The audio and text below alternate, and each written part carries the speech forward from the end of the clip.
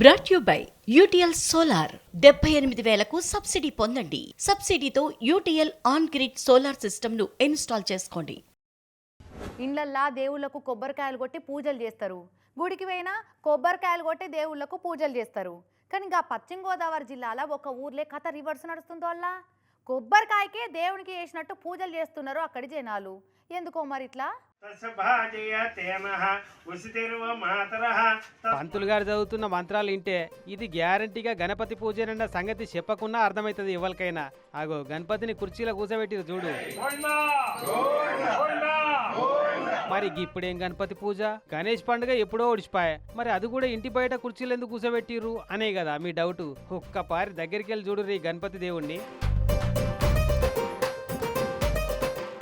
గుర్తుపట్టిరా, గణపతి ఆకారంలో ఉన్నది ఒక కొబ్బరి బోండం. పశ్చిమ గోదావరి జిల్లా ఇరగవరం మండలం ఇల్లెందుల పరులో ఉండే గీ పసల భాస్కర్ రావు అన్నట్టు ఆయన పొలంలో ఉన్న కొబ్బరి చెట్టుకు కాసిన బోండం ఇది. కాయలు తెంపుతుంటే ఈ కాయ చిత్రంగా ఉపడ్డదట. పరిచబట్టి చూస్తే తొండ ఉన్న గణపతి రూపంగా అనొచ్చిందట. ఇక దాన్ని అట్టనే పట్టుకొచ్చి ఇంట్లోలకు బయట వాళ్ళందరికి చూపెడితే యువలో కళ్ళు ముక్కు తీర్చిదిద్ది పంతులు గారిని పిలిపించి పూజలు చేసిరట. అంతేనా పెద్ద మనిషి? ఈ చెట్టు తాలూకు ఒక మొక్క, చిన్న మొక్క అండి. ఆ మొక్కని మొన్న కార్తీక మాసంలో స్వాములు 18 సంవత్సరాలు మాల వేసుకున్న స్వామి ఒక ఆయన 18 రోజులు పూజ చేసి ఆ మొక్కకి దాన్ని ఫ్లైట్లో శబరిమల తీసుకెళ్ళి అక్కడ నాటారండి. ఈ చెట్టుకి చాలా ప్రశస్తి ఉందండి.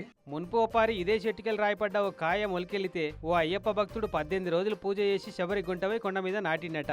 చాలా గొప్ప చెట్టే ఉన్నట్టుంది ఇది, అందుకే ఇసొంటి మహిమలు చూపెడుతున్నట్టుంది అని సంబరపడుతుండు. ఈ కొబ్బరికాయ గణపతిని చూస్తేందుకు ఊరోళ్ళంతా లైన్ కడుతున్నారట. కానీ చిత్రం చూడు, ఈ గణపతి దేవుడు అయితే కాయలు పండ్లు చెట్ల కాండాలు ఇట్లా ఏడ పడితే ఆడనే అవపడుతుంటాడు కొందరు భక్తులకైతే.